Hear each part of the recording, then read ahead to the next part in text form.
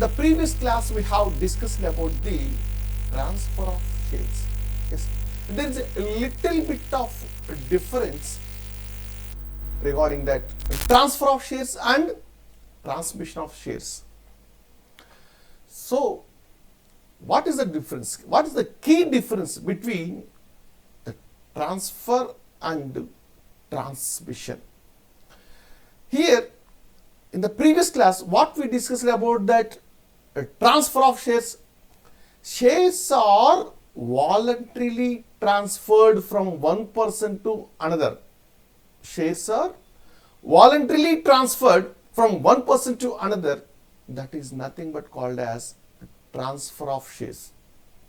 గత క్లాస్లో మనం చెప్పుకున్నట్టు ఒక వ్యక్తి తన ఇష్టానుసారంగా ఉద్దేశపూర్వకంగా మరొక వ్యక్తికి తనకున్నటువంటి షేర్లని విక్రయించడం ద్వారా కానీ మరి ఇతర పద్ధతుల ద్వారా కానీ తను బదలాయింపు చేసినట్లయితే దానిని మనం ట్రాన్స్ఫర్ ఆఫ్ షేర్స్, దాన్నే షేర్ల బదిలీ అని చెప్పాం. మరి what is the difference between transfer of and transmission of shares? So what is the suspension in the transmission of shares? Yes, here the transfer made by the or through the operation of law. అంటే shares ఒక వ్యక్తి దగ్గర నుంచి మరొక వ్యక్తి చేతికి, అంటే ఒక వ్యక్తి పొజిషన్లో నుంచి, అంటే ఒక వ్యక్తి ఓనర్షిప్లోంచి మరొక వ్యక్తి ఓనర్షిప్లోకి అవి ట్రాన్స్ఫర్ అయితే, అది చట్టరీత్యా కనుక ఆ ట్రాన్స్ఫర్ కనుక జరిగినట్లయితే this is called transmission of shares. So అర్థమైంది కదా కీ పాయింట్. అంటే ట్రాన్స్ఫర్ ఆఫ్ షేర్స్లో మనం ఏం చెప్పుకున్నాం, వాలంటరీగా ఎక్స్ అనే పర్సన్ వైకి తన విల్లింగ్నెస్తో ఇష్టపూర్వకంగా ట్రాన్స్ఫర్ చేసినట్లయితే దట్ ఈస్ కాల్డ్ ట్రాన్స్ఫర్. మరి ఇక్కడ ట్రాన్స్మిషన్లో సో ఇక్కడ ఇన్వాలంటరీగా జరుగుతుంది. అంటే ట్రాన్స్ఫర్ చేసే వ్యక్తికి ఎక్స్ అనే పేరుతో కొన్ని షేర్లు కనుక ఉన్నట్లయితే అవి ఎక్స్కి సంబంధం లేకుండానే, ఎక్స్ ప్రమేయం లేకుండానే అవి వైకి ఎగ్జాంపుల్గా తనకి వై అనే వ్యక్తికి, పర్సన్కి అవి ట్రాన్స్ఫర్ జరిగితే బై ఆపరేషన్ ఆఫ్ లా, చట్టరీత్యా ఆ బదలాయింపు జరిగినట్లయితే this is nothing but called as transmission of shares. We go through this subject one by one, slide to slide. Okay, yes. So what is it? Nature and scope of transmission of shares. అసలు దాని పరిధి ఏంటి, transmission of షేర్స్కి సంబంధించి దాని స్వభావం ఎలా ఉంటుంది అనేటువంటి విషయాలు చూద్దాం. Transmission of share is a significant feature of A company. Transmission of share is a significant feature of A company. కంపెనీకి ఉన్నటువంటి కొన్ని లక్షణాల్లో అతి ముఖ్యమైనటువంటి లక్షణం ఈ ట్రాన్స్మిషన్ ఆఫ్ షేర్స్ అన్నమాట. If the transfer the share take place by operation of law is called transmission of shares. If the transfer the shares takes place by operation of law, it is called transmission of shares. It is a kind of involuntary transfer of shares. It is a kind of involuntary, అంటే వాలంటరీగా అంటే నేను ఇష్టపడిస్తేనండి దాన్ని, ఓకేనా, వాలంటరీగా ఎవరు force లేకుండా నేను నాకున్నటువంటి షేర్స్ని either my missus name or my buyer name, if I transfer that is called voluntary transfer. But ఇక్కడ ట్రాన్స్మిషన్లో ఏం జరుగుతుందంటే, సో ట్రాన్స్ఫర్ చేసే వ్యక్తి యొక్క ప్రమేయం ఉండదు. అంటే అతనికి సంబంధం లేకుండానే, అంటే అవి ఎలాంటి సందర్భాలంటే ఒక వ్యక్తి చనిపోయినప్పుడు, ఆ షేర్స్ కలిగినటువంటి వ్యక్తి మరణించినప్పుడు, లేదా అతను ఇన్సాల్వెంట్గా అయినప్పుడు, అతని నుంచి అతనికి తరపున నియమించబడ్డటువంటి కోర్టు చేత నియమింపబడ్డటువంటి అఫీషియల్ రిసీవర్ ఆర్ ఎస్ఐని కానీ, లేకపోతే ఒక వ్యక్తి పర్మనెంట్గా ఇన్క్యాపబుల్ అంటే అన్సౌండ్నెస్ ఆఫ్ మైండ్ అంటే ఇన్సేన్గా మారినట్లయితే, సో ఇలాంటి సందర్భాలు మనకి ఎదురైనప్పుడు అలాంటి సంఘటనల్లో ఆ ట్రాన్స్ఫర్ అనేది జరుగుతుంది. కాకపోతే ఇక్కడ దీన్ని చట్టరీత్యా చేస్తున్నాం కాబట్టి అలాంటి ట్రాన్స్ఫర్ని we call here technically transmission of shares. Transmission of shares. Shares are considered to be movable property and they can be transferred in the manner provided in the articles of associations of the company. So, నిన్ననే మనం చెప్పుకున్నాం, according to section 44 of the Indian companies act 2013, shares are considered to be movable property. This is of course absolute property. But what kind of property this is? Shares are considered as movable property. This is confined in section 44 of the Indian Companies Act also. అలాగే మరి వాటిని transfer చేయడానికి సంబంధించి movable property, కానీ so కంపెనీలో అక్కడ articles of association అనేది ఒక కీ డాక్యుమెంట్ ఉంటుంది. ఆ ఆర్టికల్స్ ఆఫ్ అసోసియేషన్లో అది ఆథరైజ్ చేయబడి ఉన్నట్లయితే, పర్మిట్ చేయబడి ఉన్నట్లయితే, ఎలో చేయబడి ఉన్నట్లయితే, then only this transmission of shares also valid. So transmission of shares occurs in case of death, lunacy or insolvency of a member. So transmission అనేది ఎప్పుడు జరుగుతుంది అంటే సహజంగా సో ఆ షేర్స్ కలిగినటువంటి వ్యక్తి, that means share holder death సందర్భంలో, అంటే షేర్స్ కలిగిన వ్యక్తి మరణించినప్పుడు, లేదా లూనసీ అతను అన్సౌండ్నెస్ ఆఫ్ మైండ్గా, దట్ మీన్స్ అతనికి మతి స్థిమితం లేనప్పుడు, స్థిరంగా లేనప్పుడు, అంటే పిచ్చివాడి అయిపోయినప్పుడు, లేదా ఇన్సాల్వెన్సీ ఆఫ్ ఎ మెంబర్, అంటే కంపెనీలో మెంబర్గా ఉంటూ కొన్ని షేర్లు కలిగినటువంటి వ్యక్తి తను మరి డిస్ప్రపోర్షనేట్ ఆఫ్ ప్రాపర్టీస్, అంటే తనకి ఆస్తులు కనుక అప్పులు కన్నా తగ్గిపోవటం, అప్పులు విపరీతంగా పెరిగిపోవటం, అవి తీర్చలేని పరిస్థితిలో అతను కోర్టులో ఇన్సాల్వెన్సీ పిటిషన్ పడేసినప్పుడు, అంటే ఫైల్ చేసినప్పుడు, కోర్టు అతన్ని ఇన్సాల్వెంట్గా డిక్లేర్ చేసినప్పుడు, అలాంటి సందర్భంలో సో డెత్ కానీ, లూనసీ కానీ, లేదా ఇన్సాల్వెన్సీ కానీ ఏర్పడ్డప్పుడు ఈ ట్రాన్స్మిషన్ అనేది జరుగుతుందన్నమాట. Next,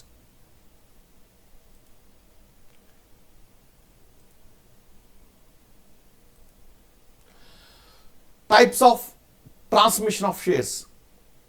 Transmission of shares is two types. How many types this transmission of shares can be happen? There are two kinds, that is two types of transmission of shares are there. One is that is called a transmission of shares by death. In the event of death of the original shareholder, his shares devolve upon. ఎప్పుడైతే ఒక వ్యక్తి share హోల్డర్గా ఉండి తను మరణించటం అనేది జరిగిందో, అలాంటి సందర్భంలో అతని యొక్క వాటాలు మరి ఎవరికి పంపిణీ చేయబడతాయి అంటే అవి ఎవరికి పంపిణీ చేయబడతాయి? His legal hairs. అతని తరపున ఎవరైతే చట్ట ప్రకారం ఉన్నటువంటి వారసులు, భార్య కావచ్చు, బిడ్డలు కావచ్చు, లేకపోతే డిసెండెంట్స్గా వీళ్ళు, లేకపోతే అసెండెంట్స్గా బిడ్డలు కాకుండా అసెండెంట్స్గా, దట్ మీన్స్ తల్లిదండ్రులు కానీ, సోదరులు కానీ, ఇట్లా ఎవరైనా ఉండొచ్చు. అలాంటి వారసులు, లీగల్ హెయిర్స్ ఎవరైతే ఉంటారో, ఆ వ్యక్తి మరణించిన తర్వాత అతనికి ఉన్నటువంటి షేర్స్ వాళ్ళకి డివాల్వ్ అవ్వటం జరుగుతుంది, పంపిణీ చేయటం జరుగుతుంది.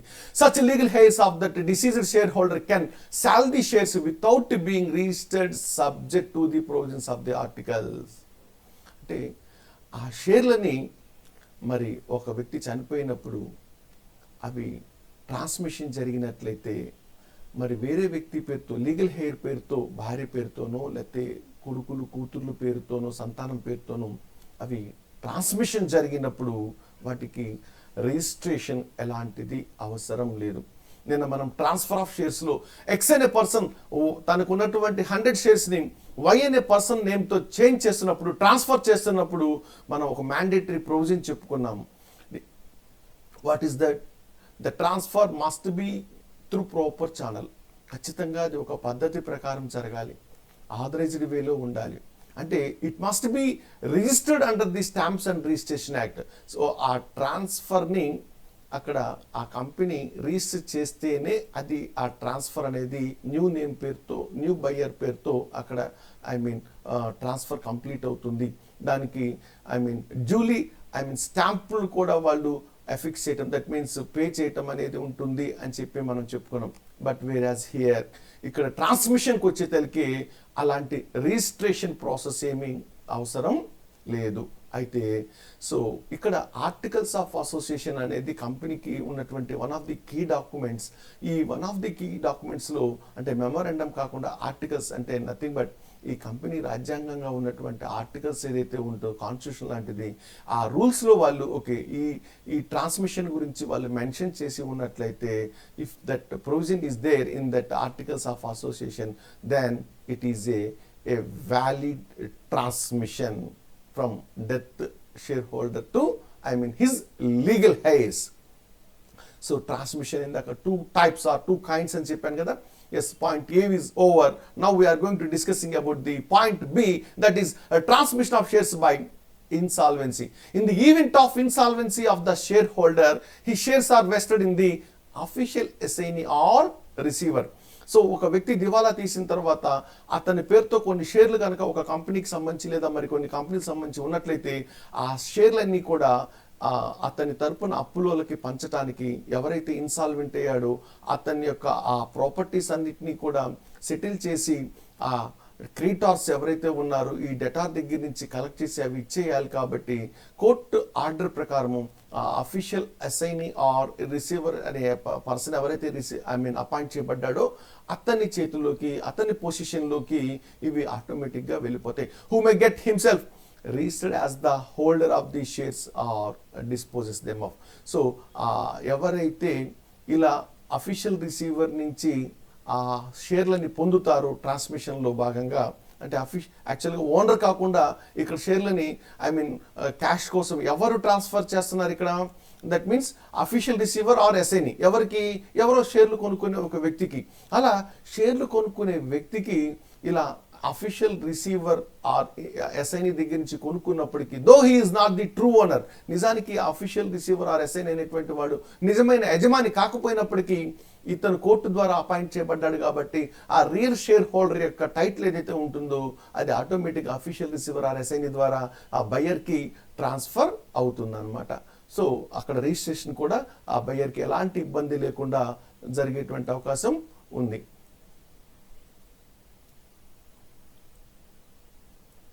Next slide. Penalty for non-compliance. Where any default is made in complying with the provisions related to the transmission of the shares, the company shall be punishable with fine. అంటే ఇందాక మనం ట్రాన్స్మిషన్లో అంటే డివాల్వ్ చేయాల్సినటువంటి షేర్స్ ఏవైతే ఉన్నాయో చనిపోయిన వ్యక్తి దగ్గర నుంచో ఇన్సాల్వెంట్ అయిన పర్సన్ దగ్గర నుంచో లునసీతో ఉన్నటువంటి పర్సన్ నుంచో షేర్స్ని అతని లీగల్ హెయిర్స్ కానీ ఇంకెవరికైనా మరి చట్టరీత్యా అవి ట్రాన్స్ఫర్ అవుతున్నప్పుడు లీగల్గా కంపెనీ మరి వాటిని విధిగా పాటించి తీరాలి. Where any default is made is complying with the provisions related to transmission of shares. అలా ట్రాన్స్మిషన్ చేయడానికి కంపెనీ ఆ చట్ట ప్రకారం పాటించాల్సినటువంటి విధి విధానాలని కనుక ఆ రూల్స్ అండ్ రెగ్యులేషన్స్ కనుక అమలు చేయడంలో విఫలమైనట్లయితే default is made in complying with the provisions related to the transmission of shares, the company shall be punishable with fine. అలాంటి సందర్భంలో అది ఆ రూల్స్ అండ్ రెగ్యులేషన్స్ని కంప్లై చేయలేదు కాబట్టి అందువలన ఆ కంపెనీ మీద ఫైన్ విధించడం ద్వారా దాన్ని పనిష్ చేయడం జరుగుతుంది. Which shall not be less than 25,000 but which may extend to 5 lakhs. అంటే ఆ కంపెనీ చేసిన తప్పుకి ఆ కంపెనీల చట్టంలో రూల్స్ అండ్ రెగ్యులేషన్స్ని అది పాటించినందుకు గాను మరి అలా తప్పు చేసినందుకు గాను ఆ కంపెనీ మీద హీనంగా కనీసంగా 25,000 రూపాయల నుంచి 5 లక్షల రూపాయల వరకు ఫైన్ జరిమానా విధించేటువంటి అవకాశం ఉంటుంది. అలాగే and every officer of the company who is in default, మరి ఈ నాన్ కంప్లైన్స్ అంటే ఎవరైతే డిఫాల్ట్ అయ్యారో ఆ అధికారి ఈ ట్రాన్స్మిషన్ ప్రాపర్గా లీగల్ వేలో కంప్లీట్ చేయడానికి ఆయన రూల్స్ అండ్ రెగ్యులేషన్స్ని వైలేట్ చేయటం కానీ ఒమిట్ చేయటం కానీ చేసినట్లయితే అంటే నిర్లక్ష్యం వహించినా వాటిని పాటించకపోయినా అలాంటి ఆ కంపెనీ అధికారికి వాడు డైరెక్టర్ కావచ్చు, the person maybe the managing director or the secretary of the company whoever it is, ఆ కంపెనీకి సంబంధించినటువంటి ట్రాన్స్మిషన్ చేయడంలో విఫలమైనటువంటి అధికారి డిఫాల్ట్ అయినటువంటి అధికారి ఎవరైనా ఉన్నారంటే ఆ అధికారికి చట్టరీత్యా కూడా పనిష్మెంట్ ఉంటుంది. So that it shall not be less than 10,000. ఇక్కడ వ్యక్తి కాబట్టి మరి కంపెనీ లాగా అంటే 25,000 మినిమం కాకుండా ఇక్కడ మినిమం అమౌంట్ని 10,000 and it is which may be extend to 1 lakh. అంటే ఆ వ్యక్తికి తను చేసిన తప్పుకి అంటే ట్రాన్స్మిషన్లో అతను ప్రాపర్ లీగల్ ఫార్మాలిటీస్ని పాటించకపోవటం కారణంగా ఆ సదరు అధికారిపై ఈ కంపెనీల చట్టం కంపెనీ లా బోర్డు వారు అతనికి 10,000కి తగ్గకుండా అంటే మినిమం 10,000 నుంచి మ్యాక్సిమం 1 lakh వరకు పనిష్ చేసేటువంటి అధికారం చట్టానికి ఉందన్నమాట, అవకాశం ఉంది.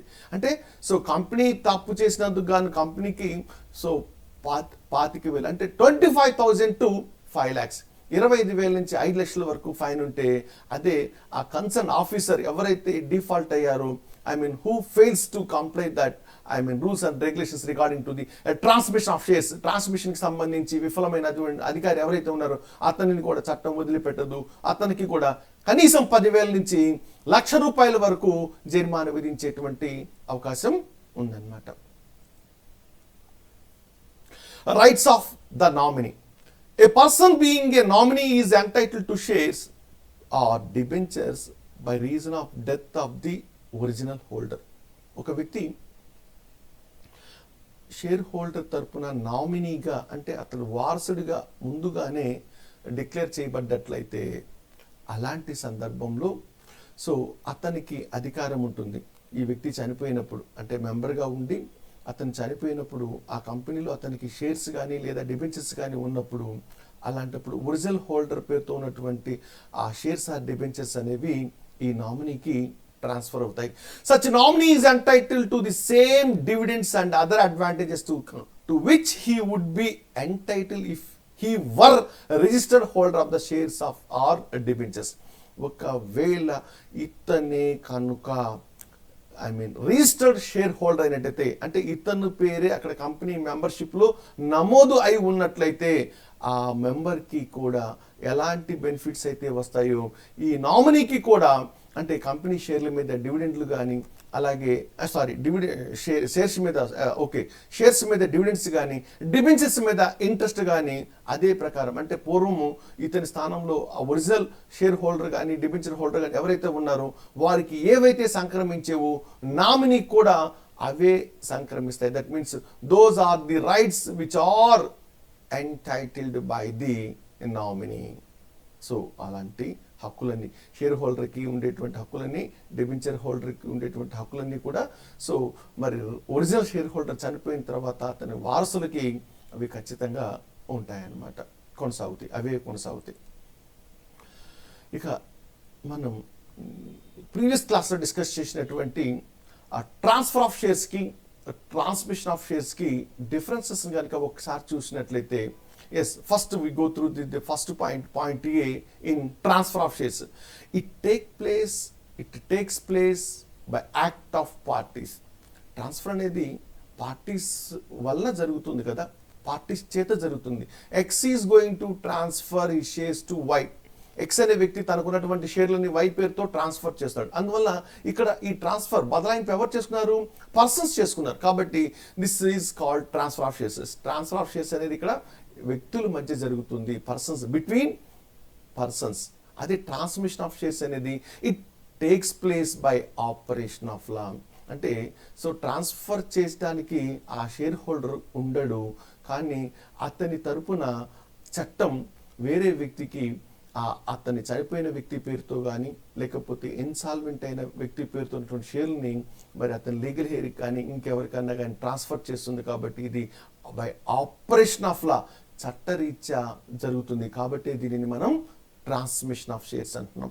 Second point, so transfer of షేర్స్కి వచ్చేసరికి ఇట్ ఇన్వాల్వ్స్ కన్సిడరేషన్. మరి అంతే కదండి, సో ఖచ్చితంగా కన్సిడరేషన్ అంటేనే ఏదైనా ఒక కాంట్రాక్ట్ వ్యాలిడ్ అవుతుంది.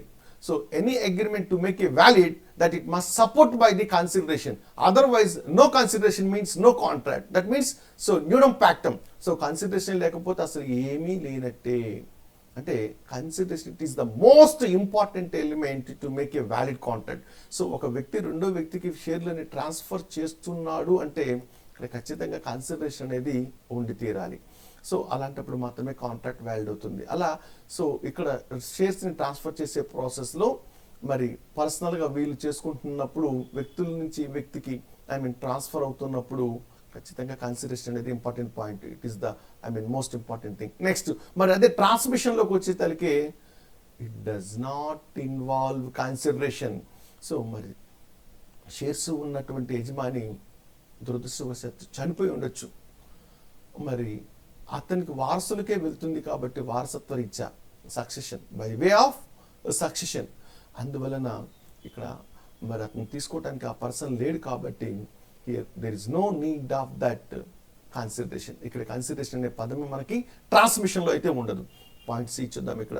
So it requires stamp duty. Transfer of shares జరగాలంటే, అది వ్యాలిడ్ అవ్వాలంటే స్టాంప్స్ అండ్ డ్యూటీస్ యాక్ట్ కింద, that means stamps and registration act కింద మనకి ఖచ్చితంగా అక్కడ స్టాంప్ డ్యూటీ అనేది స్టాంప్స్ అండ్ రిజిస్ట్రేషన్ యాక్ట్ కింద ఎంతైతే ఉందో అది పే చేయాలి. మనం చెప్పుకున్నాం అకార్డింగ్ టు 2013 కంపెనీస్ యాక్ట్ 100 కనుక ఉన్నట్లయితే విలువ మినిమం 25 పైసా, ఓకేనా, పర్ 100.